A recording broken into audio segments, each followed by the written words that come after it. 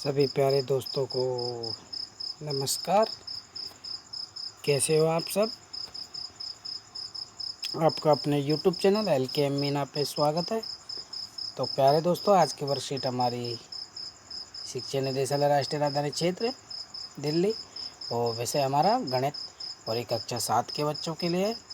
और यहाँ पे सभी बच्चे अपना नाम लिखेंगे। यहाँ पे अपने कक्षा अध्यापक का नाम लिखेंगे। आज की तारीख बेटा 20/10/2020। तो आज की वर्कशीट का हमारा टॉपिक है त्रिभुज और उसके गुण। भाई त्रिभुज क्या है और उसमें क्या क्या गुण हैं। तो हम क्वेश्चन अपने आप से ही पूछ रहे हैं कि त्रिभुज जैसे हमने ये बना दिया तो हमें क्या पता है क्या है। तो वो पूछ रहा है मैं कौन हूँ, तो उसी के बारे में इसमें चर्चा की गई है। तो हमें त्रिभुज के बारे में अच्छे से समझना होगा बेटा, त्रिभुज है क्या और उसके गुण क्या क्या है। तो वो क्या, जैसे वो बता रहा है अपने आप में कि मैं होता हूँ प्राय झोपड़ी की छत में। तो देखो ये झोपड़ी की छत पे देखो आ रहा है ना बिल्कुल निशान। तो एक तरह से बिल्कुल झोपड़ी की छत में पुलों का सहारा देता हुआ। तो देखो बेटा ये पुल का सहारा ये बना हुआ है ना बिल्कुल, ये ऐसे आपने देखे होंगे आकृति। तो ऐसे ये त्रिभुज की आकृति है। माँ के सैंडविच में, तो माँ जो सैंडविच बनाती है तो उसमें भी देखो ब्रेड वगैरह आपने देखे होंगे, तो वो भी त्रिभुज की एक आकृति है। मिस्र के पिरामिड में कि जो मिस्र में जो पिरामिड बने हुए मिस्र देश में, तो उसके पिरामिड की भी आकृति कैसी है, त्रिभुजाकार है। राजा के क्राउन में कि राजा का जो ताज होता है तो उसमें भी देखो ये आकृति बनी हुई है कि नहीं बनी हुई। तो इस प्रकार वो बता रहा है कि भाई मेरी आकृति कहाँ कहाँ है और कहाँ कहाँ मैं हूँ। तो मेरी आकृति ये इन चीज़ों में पाई जाती है। तो बेटा वर्क इसे त्रिभुज के बारे में अच्छे से जाने।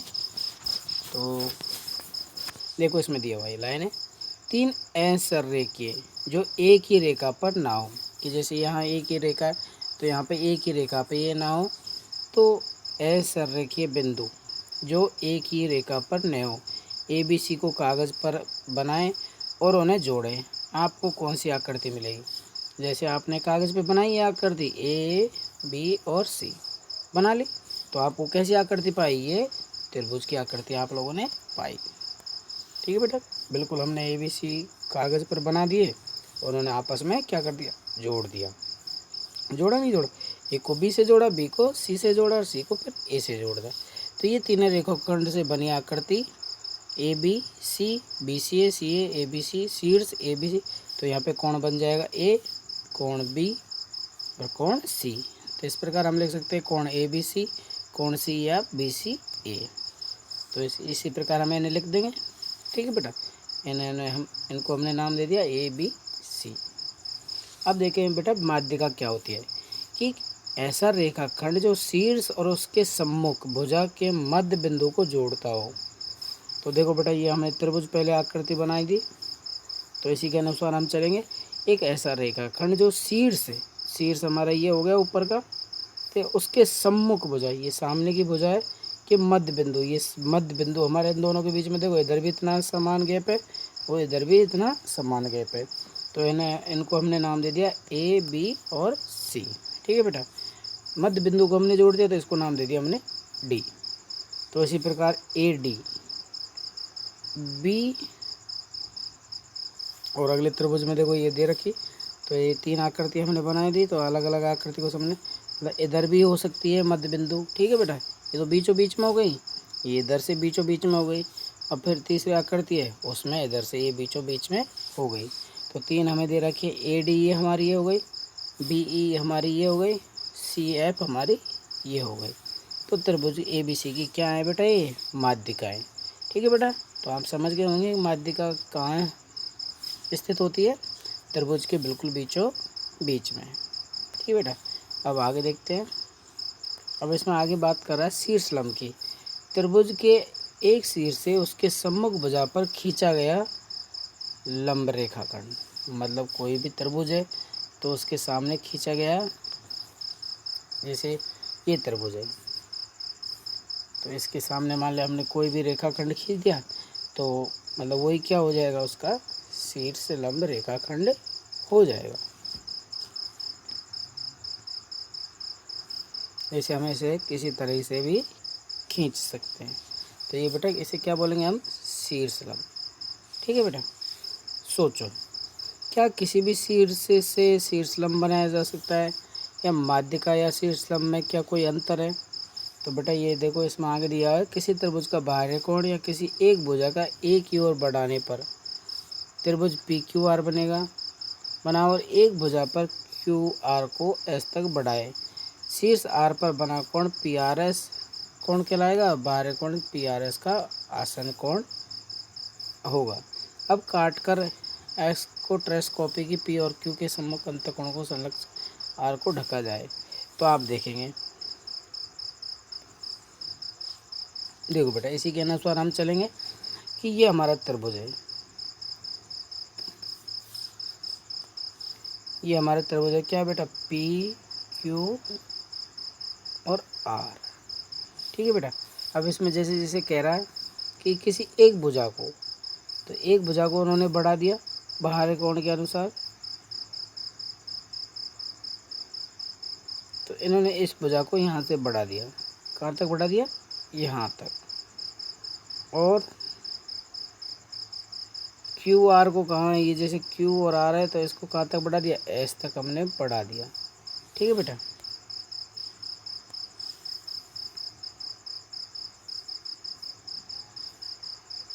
ये क्यू आर है तो इसे हम एस तक किधर भी बढ़ा लेंगे, इधर मान लें हमने एस तक इसे बढ़ा दिया, तो शीर्ष कोण अब हमारा तो पी आर एस हो गया ना, पी आर एस। इधर से हम इसका मिलान कर लेंगे तो ये हमारे बाहर कोण हो जाएगा, मतलब बाहर का कोण हो जाएंगे दोनों। ठीक है बेटा। अब पी आर एस का आसन कोण बताओ, तो हम इसे अलग अलग तरीके से बता सकते हैं। ये तो हमारी बीचों बीच की क्या हो गई, माध्यिका, तो और ये हमारा शीर्षलंब हो गया। ठीक है, मतलब बाहर की भुजा पे तो खींचा है बेटा। तो इसी प्रकार हम देखेंगे। अब यहाँ पे पूछ रहा है कि पहले क्वेश्चन में देखो, त्रिभुज पी क्यू आर में भुजा क्यू आर का मध्य बिंदु डी है। तो देखो इसी में देखूंगा पी क्यू और आर में क्यू आर का मध्य बिंदु क्या है, डी है ना। क्यू और आर का मध्य बिंदु यहाँ पे डी दर्शाया गया है या नहीं है, इधर से भी समान है इधर से भी समान। तो पी एम क्या होगी, तो पी एम बेटा क्या होगी, तो हमने पढ़ा था पी एम क्या होगी, माध्यिका। क्या होगी बेटा, माध्यिका। हमने पढ़ा था ना बीच बीच की क्या होती है, रेखा, माध्यिका होती है। अगर बाहर की बात करता है तो वो हमारा शीर्षलंब हो जाएगा। और इसमें पूछ रहा है पी और डी क्या है, तो पी और डी क्या है बेटा, आपने पढ़ाई होगी क्या है, ये भी हमारी क्या होगी कि जो पी और क्यू आर त्रिभुज है उसकी ये भी माध्यिका ही होगी। ठीक है। अब इसमें पूछ रहा है क्यू एम आर के बराबर है, नहीं, क्योंकि देखो क्यू और एम तो इतनी लंबाई, जैसे इसको मान लें हम 2 मान लें, तो यहाँ पे पूछ रहा है एम आर, तो एम और आर ये तो इससे दुगनी है, तो ये क्या है, बराबर है, नहीं। कोण पी एम आर, अब ये पूछ रहा है कोण पी एम आर, तो आपको पता है जो बिल्कुल सीधा सीधा जो कोण होता है वो कितने डिग्री का होता है, 90 डिग्री का। ठीक है। अब इसमें देखो दूसरा क्वेश्चन क्या पूछ रहा है इसी में कि क्यू पी आर की सम्मुख भुजा बताओ। तो देखो बेटा क्यू पी आर की सम्मुख भुजा हो जाएगी बेटा, क्यू पी आर की सम्मुख हो जाएगी हमारी पी डी, पी और डी। ठीक है बेटा। अब देखें तीसरा क्वेश्चन, निम्न आकृति में अज्ञात अंतकोण जेड का मान बताओ। अब आपको मैंने बताया, जब देखो बेटा ये बना हुआ है त्रिभुज, ये आकृति बनी हुई है, तो इसका मान हमारा 115 डिग्री है और इसका हमारा मान कितना होगा बेटा, जब बाहरी कोण का मान पिछले वर्कशीट में आपको बताया कि जो अंदर के कोण होते हैं उनका मान जो बाहरी कोण होता है वो उसका दोगुना होता है, वो उसका क्या होता है बेटा, दोगुना। अगर ये अंदर का कोण 50 डिग्री का तो ये भी हमारा कितना का हो जाएगा बेटा, 50 का ही हो जाएगा।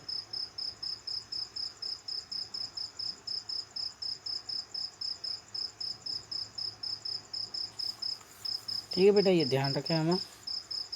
और बेटा चौथा क्वेश्चन, निम्न में आकृति में अज्ञात बाह्य कोण एक्स का मान ज्ञात कीजिए। तो बेटा ये कितना हो गया, 70 और 50, ये कितना हो गया 120 डिग्री। अब ये अब 70 50 हो गया तो ये हमारा 60 हो गया। अपने आप ही, क्योंकि त्रिभुज के तीनों कोणों का योग कितना होता है 180 डिग्री होता है। तो 180 डिग्री में से हम दोनों कोणों का मान घटाएंगे तो कितना आया बेटा 60। तो आपको मैंने बताया कि त्रिभुज के अंत कोणों का इसका 60 हो गया, तो बाहरी कोण का मान इससे दुगना होता है, तो इसका मान x का मान कितना हो जाएगा 120 डिग्री। 5वां क्वेश्चन है, अपने दैनिक जीवन में दिखने वाले 5 त्रिभुजाकार वस्तु के नाम लिखें। तो इसे सभी बच्चे अपने दिमाग से खुद लिखेंगे इसका आंसर। ठीक है बेटा, इस वर्कशीट को अच्छे से अपने मैथ की कॉपी में करें और अपने मैथ की टीचर से चेक करवाएं। Thank you. और मेरी वीडियो को लाइक भी करें और मेरे यूट्यूब चैनल को सब्सक्राइब भी करें। प्यारे बच्चों, कोविड-19 महामारी चल रही है, जब भी घर से बाहर निकलें मास्क लगाएं अवश्य।